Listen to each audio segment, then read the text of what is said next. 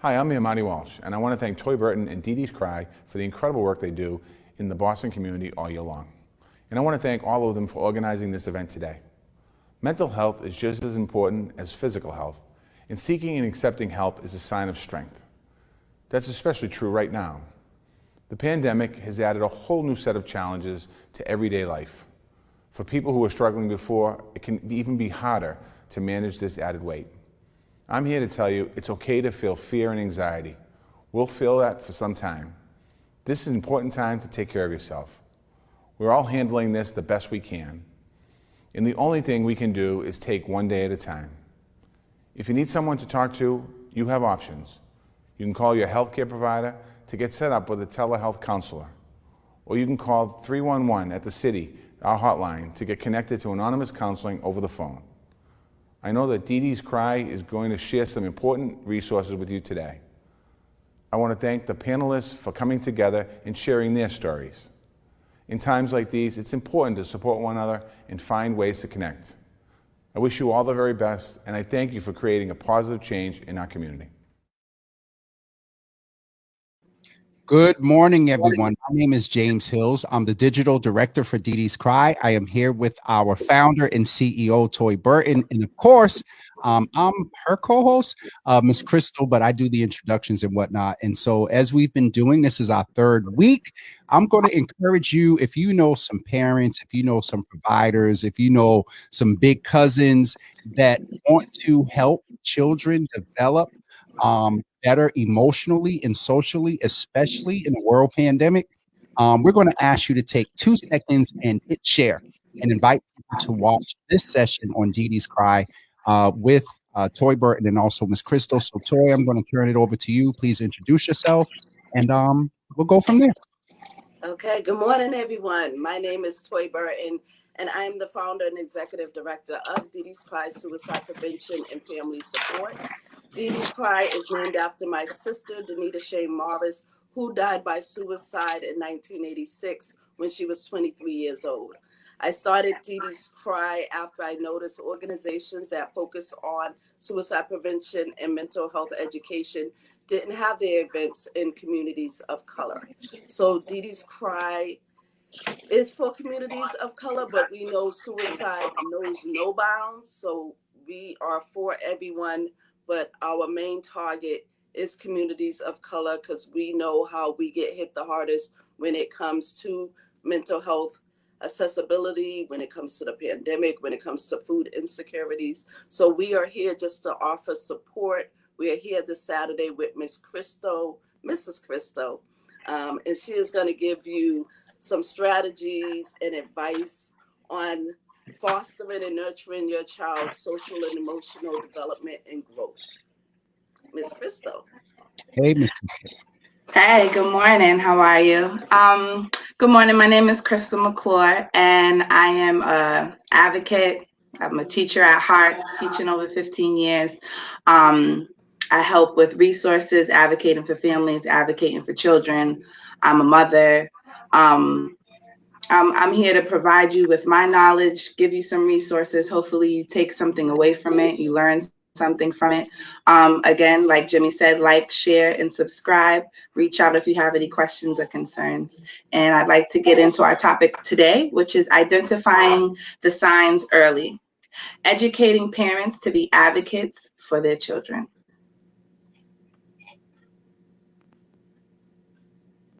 So today we're going to talk about basically trying to get you to advocate for your child, identify the signs of developmental concerns, and being aware, knowing what to look for, knowing what to pay attention to, and who to reach out to. So advocate for your child. If you have any concerns about your child, you should know your child and observe the concerns and patterns and triggers and be able to know sounds. And when I say sounds, I mean language concerns, how they talk, how they speak, how they sound, or if they're not making any sounds.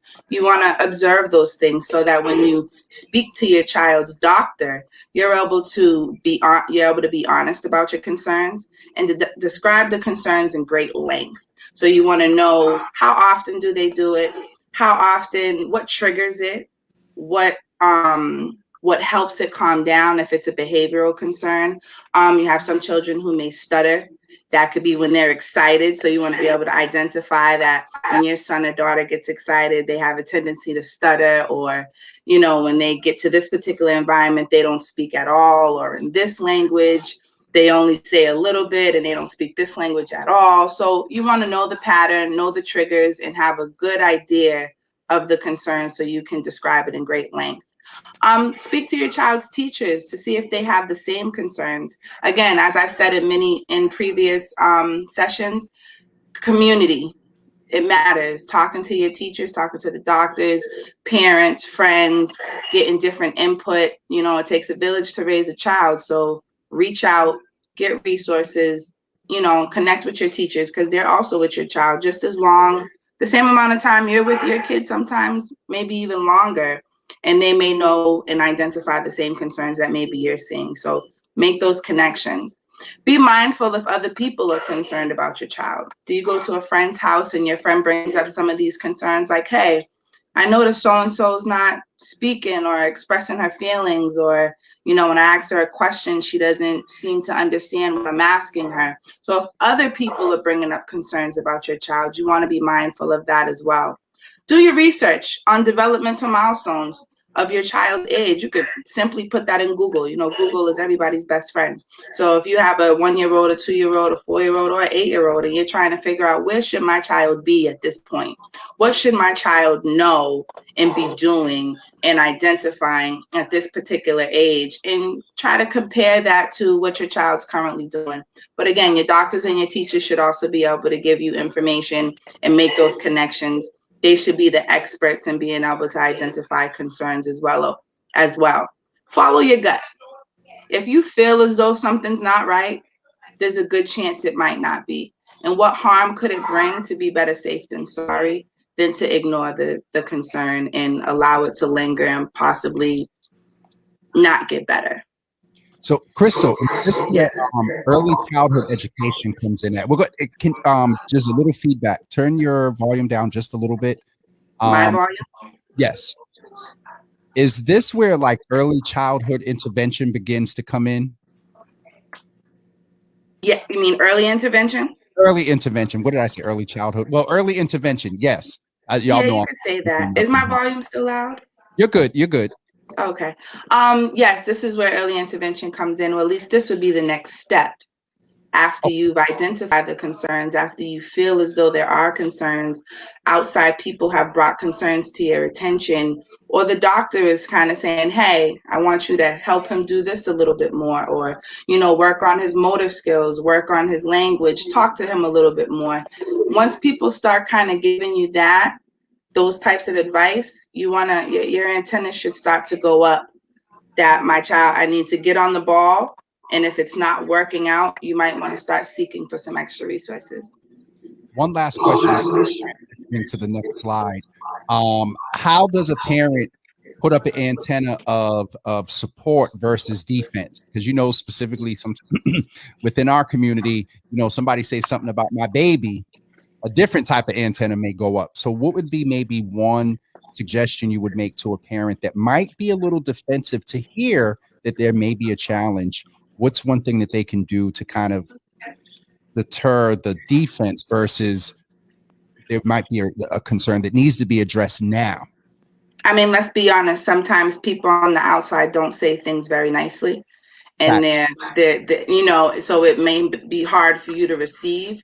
So regardless of how they may say it and your response might be to get defensive, I'm going to leave that to everybody's own personal response. However, in the back of your mind, that person must have seen something. So don't completely disregard it, because there could be some truth to it. So try not to get caught up in the delivery of how the person may have brought it to you, because they may not be an expert. They may not know how to say it, like, oh, your child look like they slow. That immediately gets somebody, you know, on a defense mode. So try not to pay attention to their approach, but try to hear through the ignorance of what they were trying to say and their true intentions. Be mindful, people don't know how to say things. Be Okay. mindful that every child doesn't develop the same. So just because your neighbor's friend's child may be running and talking and jumping and flipping, and your child is just starting to walk and is scared to run and stumbles a little bit, I mean, your child's making progress. So progress is amazing. As long as they're doing it, starting to do it, you see signs of it, that's good. That means they have the capabilities. However, you do kind of want to use the community and other children in the classroom as a benchmark, a guide. But I would not feel like, oh, my child's slow because they're not saying as many words. Some of these children are just clearly advanced. Not necessarily that that's where your child is supposed to be, but those kids may have a different environment. Their skills are being fostered differently, so their development may grow rapidly. So pick up some skills from them. Maybe you need to engage a little bit more with your child. Maybe you need to, work on their motor skills, give them time to go to the park and run around and play and climb and jump. Some families are they keep their children sheltered. So their motor skills may not be that great, not because they can't do it, but it's just maybe you're not exposing them enough to certain things. So don't be defensive. Just try to take tips. Be open-minded. Awesome. Thank you. So this little snake thing I have right here, I don't know if you guys can see it, but it's basically just a little guide as to where your children should be. They should be copying sounds, beginning to sit without support around 6 months, like to play with others, especially their parents. They should be responding to you, laughing, smiling, starting to goo goo gaga da da. So those are the, around 6 months, their motor skills should be going. Crawling should start to happen. Sitting up should start to happen. Grabbing things, following you around the room, smiling back at you, starting to play peekaboo and patty cake. Those are things that should start to happen around 6 months. By the time they hit 12 months, they should be starting to stand up. They should be starting to pull up. They should be saying mama. They should be saying dada. They should be able to start to hold their bottle by that point, or even a cup, a sippy cup, depending on where your child is at and what they're exposed to, and start by the age of 1, they should start to say mama and dada. Like I said, pulling themselves up and getting that strength. Some children at 1 are already walking. By the time your children start hitting 18 months, they should be saying several single words: no, stop, mine, don't, and that mama and dada should now grab 10 to 12 different words: milk, juice, mine, food, cookie. Hopefully they're walking by 18 months. They got that myth that boys tend to go later than girls. Some people actually find that true, but it's not necessarily true. Some kids just do it when they want to do it. They may stand up and move from couch to couch, hold on to the crib, walking around the room, but they're too scared to go on their own. But hopefully by 18 months, your child should be walking at this point. By the time they're 2 years old, they should be saying two-word sentences. Mama, stop. Bye-bye. My milk, my juice, my cup, my bottle, that's mine. So as their age progresses, you want their language to progress with their age as well. If they're 1, it should be 1 word. If it's 2, it should be 2 words. And they should start to be climbing up the stairs and, pointing to things that they want, asking for things they need, maybe even start to tell you that they're sad, they're mad, they're happy, they're tired. They should start to be able to express some emotions and needs. By the time they're 3, they should be copying adults and friends, starting to role play, pretend play, talking on the phone, using a banana as a phone. They should be starting to maybe identify ABCs, identify some letters, not a lot. I'm not saying a 3-year-old should know the whole alphabet and be able to identify 1 through 100, but they should start to identify. They should start stringing things together, building blocks, drawing pictures, going from the hand to the 3-pencil grasp. So you should see them developing gradually. You can go on to the next slide. Okay. Those are the good things. Now, these are some red flags, and I thought I would give you some red flags for the earlier years because this is where you really want to pay attention to. The older they get, I want to say the more obvious it can be when you see other children versus when they're infants. you kind of don't know, oh, they're just a baby. You know, they'll eventually get there. So if you have a 0 to 3 month old, don't feeding difficulties, that should be a red flag.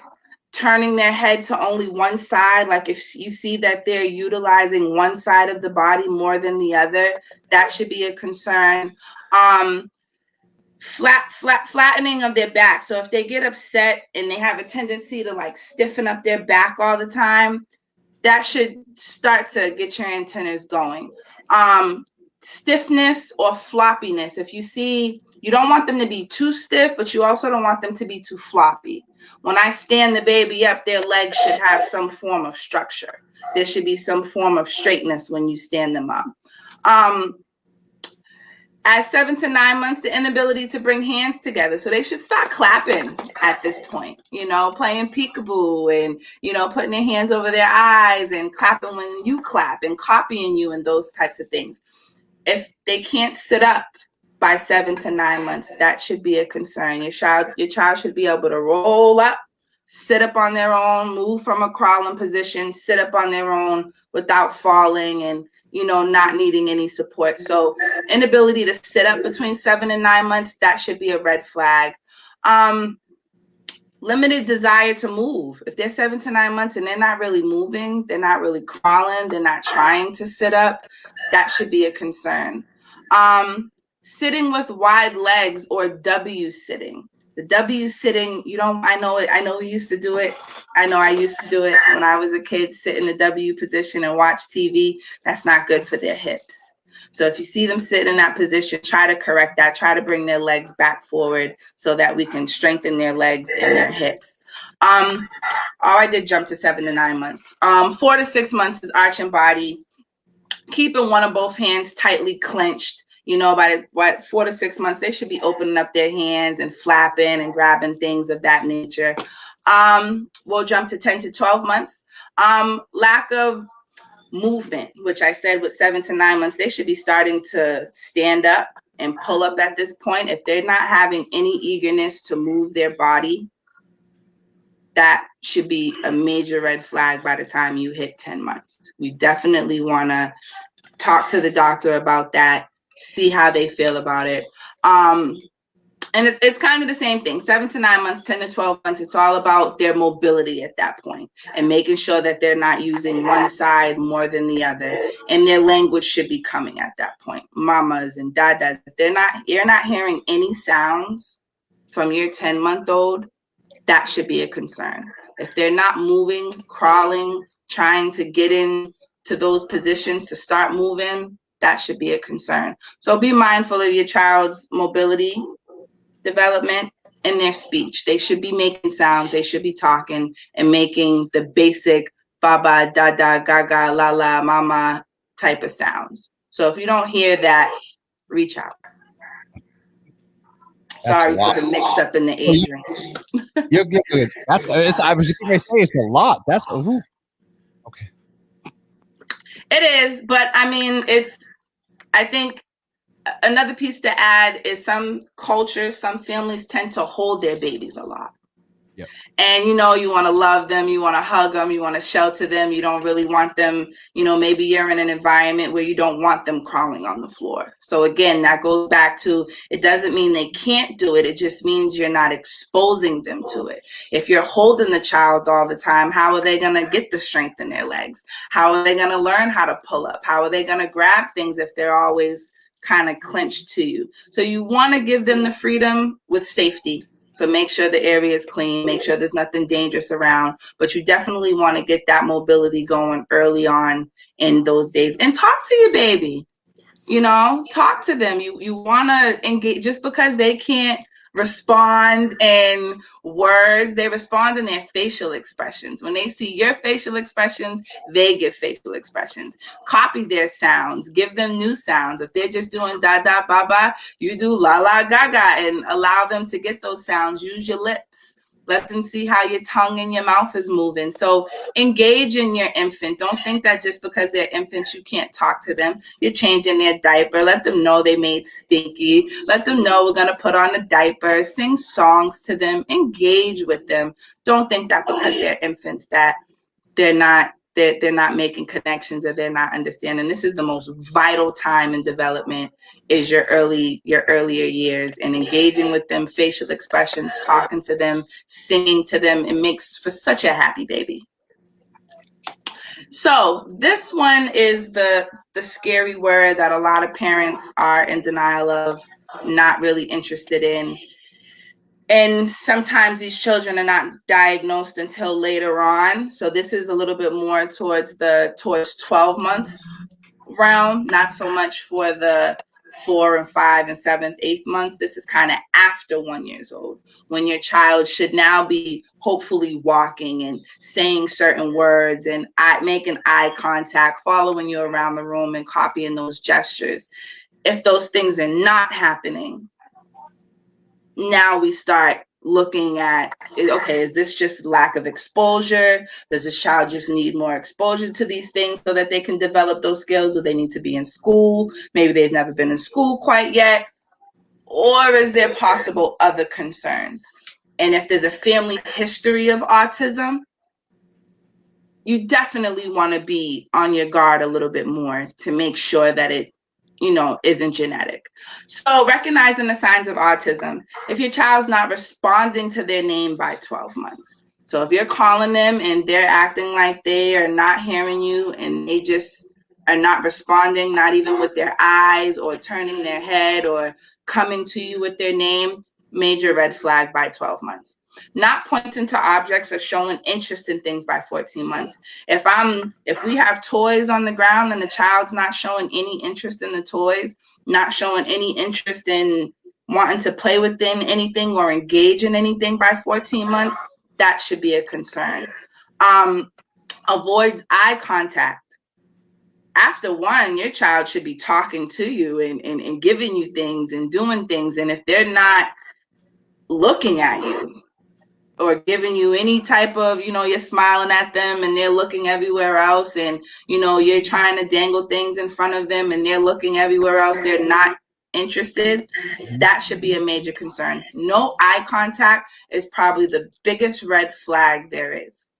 Wants to be alone and doesn't seem interested in playing with other children. Children should like to play with other children.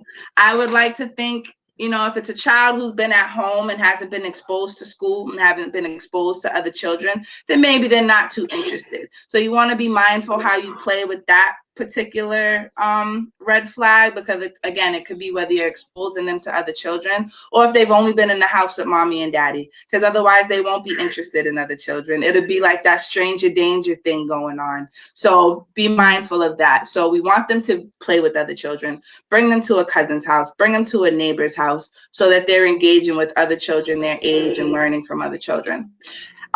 So consider all those things on top of if they have a delay in speech and language skills. Again, these are not single items. So it's not, if my child can't speak, they must have autism. Or my child doesn't want to play with other children, they must have autism. That's not the case. You want to look at multiple things that could possibly be signs of autism. Your doctor and your providers and the teachers, it should be multiple signs, not just one of these things equal to autism. So please don't get scared and my child's not speaking, or my child doesn't want to play with other children, so he must have autism. Don't jump to that conclusion. Let this be your last resort, but keep it in the back of your mind if you're checking off more than one of these boxes.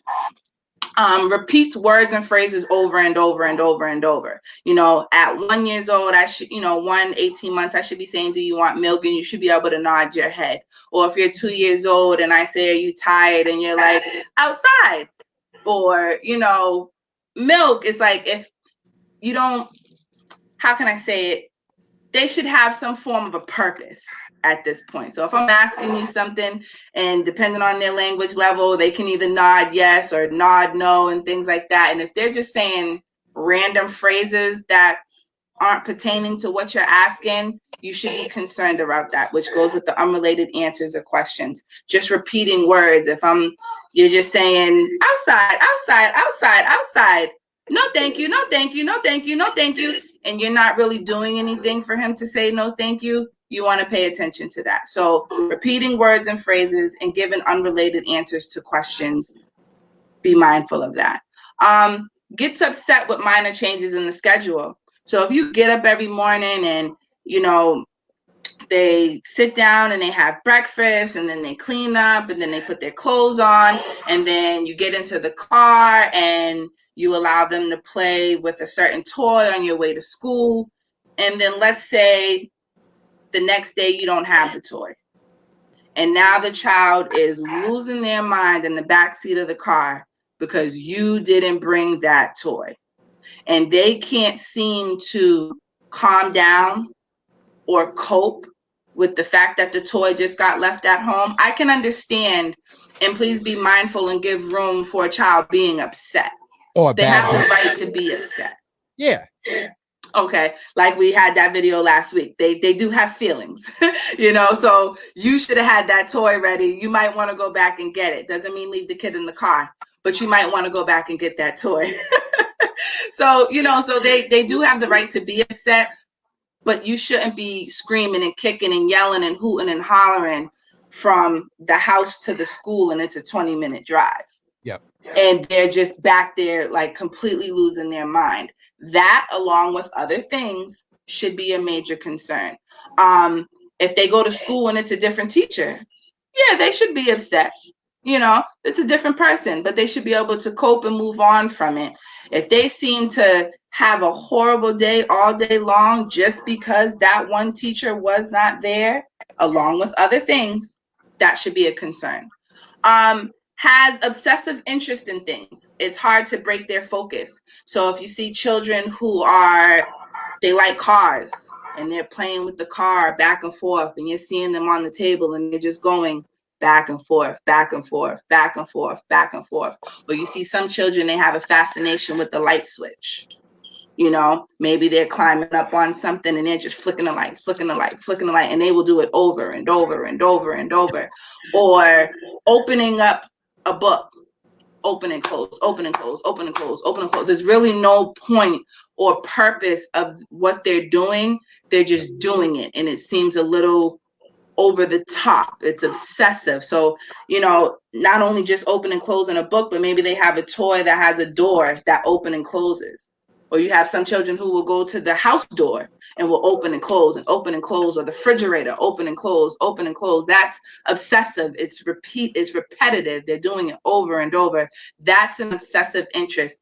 And if you try to redirect their focus and they lose their mind, that should be a major concern. Again, with the signs of a bad day, right? Now, if this is repetitive sort of over a few weeks, and then, okay, red flag. Okay. Right. Not just your child learn that the door open and close and they're just fascinated with it for a day or two, but this is a consistent pattern. Like, okay, you know, Ciara seems to really like this toy, and every time she gets this toy over weeks and weeks, all she does is just open and play with it. She doesn't play with any other part of the toy but that door or that flap or that handle over and over. That is a major red flag, along with the eye contact. So no eye contact and obsessive patterns are two major red flags. Here's a third major red flag to autism is when they're flapping their hands. So you have children who just kind of, they get mad and their hands just kind of go up and down over and over and over. That's a red flag. If they're rocking their body, you can see a child, they could be watching TV and you just see them going like this, rocking back and forth. Now, some children do it, but even I do it. Some people do it because it just kind of calms them down. It soothes, yeah. It's soothing, yeah. Yes. However, like I said, again, the rocking their body, they could have none of these other symptoms and rock their body. That could very well not be a concern. But if they're flapping their hands, they have a tendency to rock their body on a multitude of things. Eating their food, they're rocking. Or they're humming. Some of us, wait, hold on, because you get you a good plate, you might and hum just to see. I'm messing. Yes, this is true. But again, like I said, it's never just one single item. It should be a multitude of items. However, when it comes to the flapping of the hands and the rocking of the body, your child you'll see your kid just walking around in circles, walking around and walking around and walking around, and there's just no purpose to it. They're not playing a game. They're just walking around in circles. That should be a concern. Walks on their tippy toes. Now, some children just walk on their tippy toes because they like to walk on their tippy toes. But tippy toes mixed with rocking back and forth, flapping their hands, being obsessed with certain things and no eye contact, those are major red flags. You want your children's feet to be flat on the ground. So if they're walking on their tippy toes with some of these other items, you should be concerned.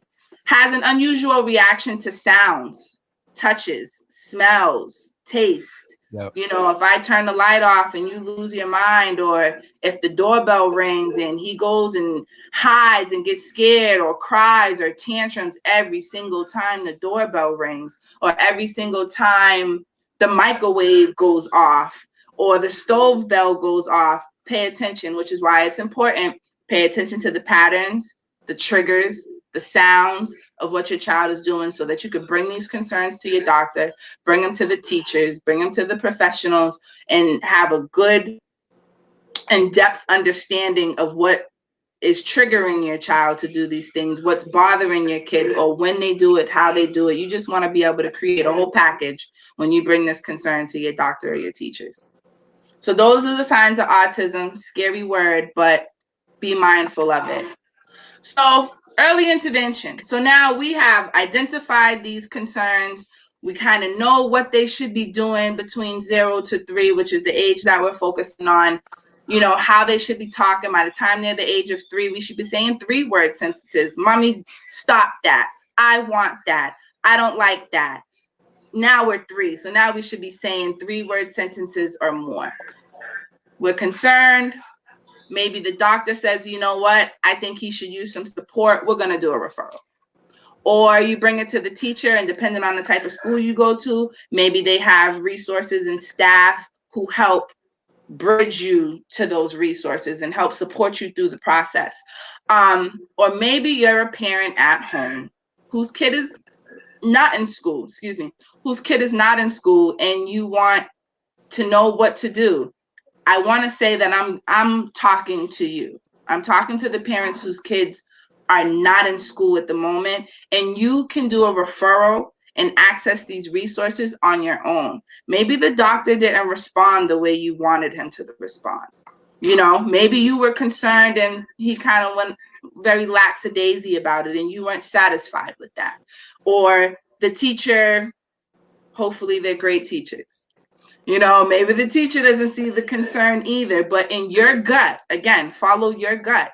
Is saying something's not right or my child should be doing XYZ, you can do this on your own.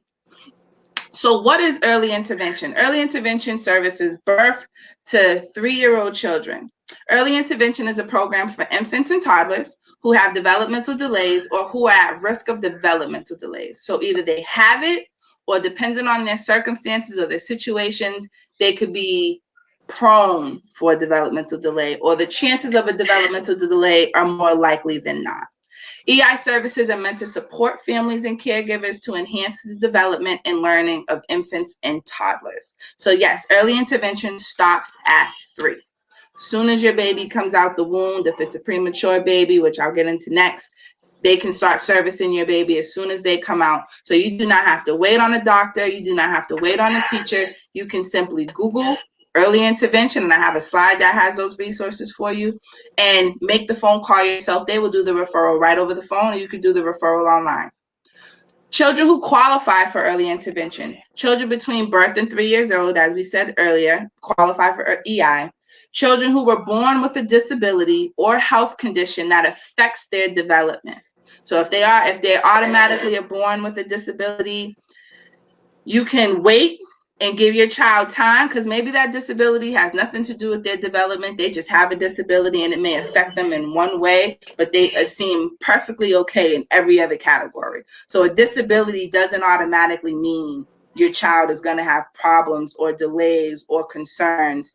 Certain ones, yes, but children are resilient and they're strong, and sometimes they overcome those disabilities. So it doesn't hurt to give your child some time. If the doctor tells you out the womb, your child's going to have this disability, Down syndrome, autism, no man syndrome, maybe give your baby some time. Or you can be proactive and say, hey, it doesn't hurt. let me do the referral right away. That way we're just getting ahead of the game and we're not going to miss a beat. Children who were born prematurely, they may have feeding, vision, or hearing concerns, are slow to crawl, which we stated earlier in the milestones, if they're not sitting up by 7 to 9 months, 10 months tops, if they're not walking and talking by 18 months max, do things for themselves, get their own bottle, get their own toys, or attempt to put on their pants or attempt to put on their shirt. The children should want to do these things. They want to be independent if you give them the opportunity to, or have behaviors or attention difficulties. If you notice in your 3-year-old, not your 3-year-old. If you're noticing your 2-year-old just seems to not be able to focus on anything, or they're just moving from one thing to the next thing, that's also typical behavior. So be mindful of that.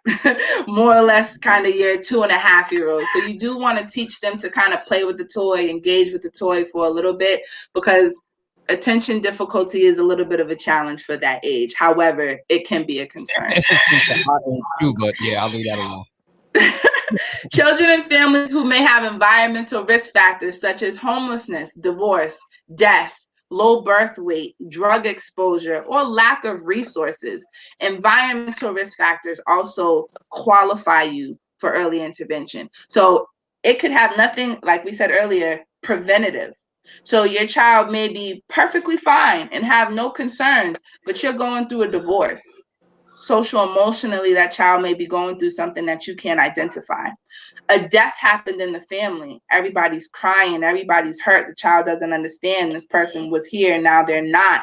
There could be a separation or an attachment issue there that you can't identify. Homelessness. You just went from one home to now a completely different environment where maybe they don't have their own room. They don't have their own toys. They don't have their own things. Those are environmental risk factors can affect your child's social emotional inside that maybe you can't identify.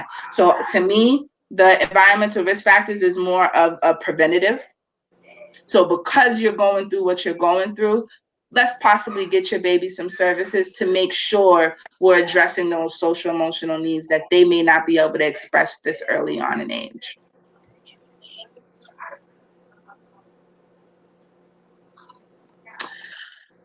What is early intervention services? Nope, go to the next slide.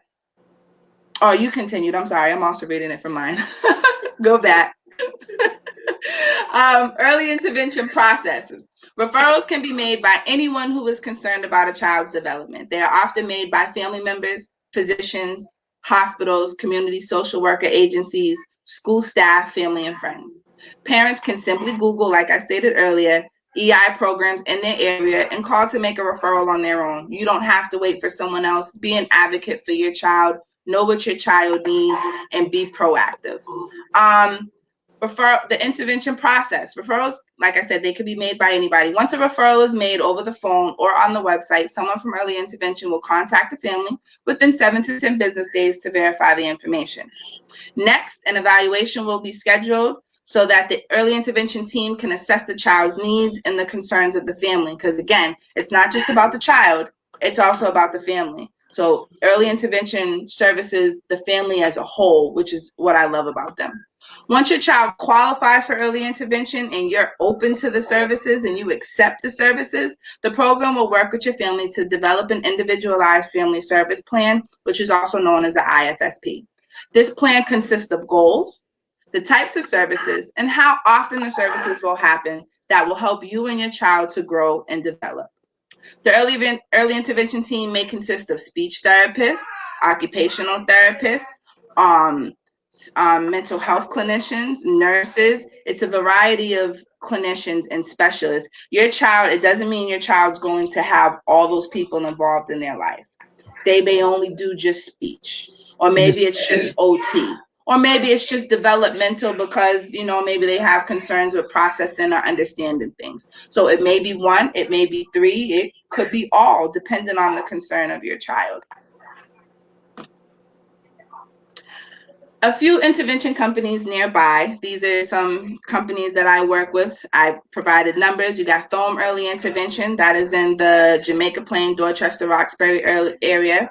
You have Bay Cove Early Intervention, which is in the Dorchester area, but it services the whole Metro Boston. You also have the Dimick Center in Jamaica Plain, borderline Roxbury, which I'm sure everyone's familiar with because it's a health center, it's a school, it's a early intervention program. They have a multitude of services there.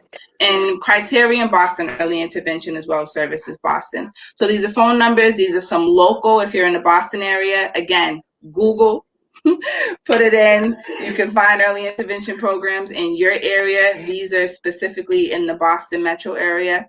And, you know, again, like I said, advocate for your child and you can do the referral. Don't wait on anybody else. Don't wait for the doctor. If you have that gut, something doesn't feel right, do what you think is necessary. You know your child best. Please know that. Next slide. Final thought. Don't be scared. It's better to get services early than to wait. Cross your T's and dot your I's. Early intervention is an intervention and prevention program. So like I stated earlier, they intervene to help with concerns and developmental concerns, speech concerns, family concerns, but they're also a prevention program. So they come in to support your needs to prevent you from having any concerns or delays or challenges of any sort. It opens the door to many resources that supports the whole family. I mean, certain programs, they provide clothing, they can provide resources to food, they could provide mental health services for different family members. So sometimes when one door opens, it opens the door to many other doors. Early intervention can also open up the door to services for your children who are older than 3. So once you start the process here, and let's say by the time they hit 3, there's still concerns, they also have resources to continue to support you moving forward, or they can point you in the right direction so that your child can continue to get the needs that they deserve or require. And again, the biggest word of today is be proactive. Be an advocate, be proactive, and do what you know is best for your child. Don't wait on anybody else. Awesome. Today, you all that are listening, today was definitely sort of, I won't say a heavy subject, but a subject you really have to take assessment and really sort of be mindful. And hopefully this session will help you to be more mindful of behaviors, to not just pass off if you notice little things. And if other people, Ms. Krystal, as you were saying, if other people notice things hard from their presentation sometimes, to maybe give it a thought. And one of the things that stood out to me was this isn't like a one bullet, oh God, you know, I need early intervention or my child is autistic. You want to see, not want to see, if you're observing compulsive over a period of time type of behaviors, either withdrawal, not paying attention. And so with everything that Ms. Krystal shared today, it's not, you know, don't get over alarmed if you noticed a couple of things. However, you said be proactive, and I'm sure Toy would agree. It's better to be safe than sorry. Because if you all don't know, Toy works in the early childhood space as a full-time. This is volunteer, y'all. She don't get paid for this. And so, you know, that's why you see a lot of times Toy's like, Exactly, and that's the reason why I wanted this program, because I see it. I see Daily. it every day. I see it year after year, and parents need this education so we can support our children early on. Not just parents, though, because when I started earlier, I said, if you're a big cousin, if you're a provider, I learned so much last week because I told y'all, and Toy and Krystal got on me because I don't understand these 3- and 4-year-olds with their opinions. It just doesn't make any sense to me. And last week I learned that y'all wonderful selves are teaching them to share their opinions. So when they become my age, they're not men with soaked up feelings sitting on therapy, boo-hooing after 50 years, Jesus. So yeah, we'll leave that there. You know what? But again, we gotta start early, and I'm hoping that parents, guardians, foster parents, cousins, aunts, grandparents, you're understanding that the earlier years of development are crucial to the mental health of our adults. Growing up, if you're teaching them how to advocate, talk for themselves, express their feelings, and you're getting the services that they need because maybe they don't have the skills to do these things. So we're gonna intervene, or we're gonna put in preventative measures so that we're building the child as a whole, so that we have well-stabled, solid mental health adults, and they have had a history of expressing their feelings and getting support and reaching out for help and knowing that it's okay. Because again, it's important now, and it's even more crucial when they're adults, because their mental health looks a whole lot differently if you don't address it early. Yes. Awesome. But I love what Carlos Enrique said at one of our other virtuals. He was saying how all the time they say girls mature faster than boys. And he was like, when you're a girl and you fall, the reaction is, oh, are you okay? Are you all right? Let me kiss that and this and that. And then when it's a boy, it's like, you know, what are you crying for? Get up, wipe and that don't off, and this and that. And as that he often stops says, their development. It slows it down because absolutely, they're keeping everything in. So we need to just break that cycle right here and now. absolutely. To let them know it's okay. We need to foster their social emotional development as well. Absolutely. And next Saturday, I'll be doing the BPS process. So today we focused on the 0 to 3 early intervention program, signs to look for. Next Saturday, 11 o'clock, like, share, and subscribe. We'll be talking about the BPS process and how to do referrals on that, and how to advocate for your child as well, and not wait on anybody else. Awesome. We're going to get ready to wrap up. So don't forget, everybody, next Saturday at 11 a.m., we will be right back here focusing more on the BPS process. We looked at early childhood today. And then also, don't forget, if you would like to support DeeDee's Cry and support Black mental health, if you would like to make a donation to DeeDee's Cry, suicide prevention and family support at deedescry.com, you can do that online, or you can write a check and also mail it to, and I thought I had that graphic ready, but I don't. You can write a check and mail it to the Louis D. Brown Peace Institute, and make sure you put DeeDee's Cry in the memo. I will be very transparent. We are scheduled to go to 12, but yours truly has to get ready to run. So please make sure, if you have any questions, please go to deedescry.com and email us there. We will be back next Saturday at 11 a.m. Share this with folks. There's some great information. There are people that pay money for this, and you all are getting it here for free every Saturday. And it's helping you and your children and saving you a little bit of a headache. At 3, educating the community. at 13, and if you're not careful, at 30. But we'll leave that right there. Okay. All right. So thank you all for tuning in this morning. And ladies, we will talk. Yes. Have a wonderful day. Have a good one. Bye-bye.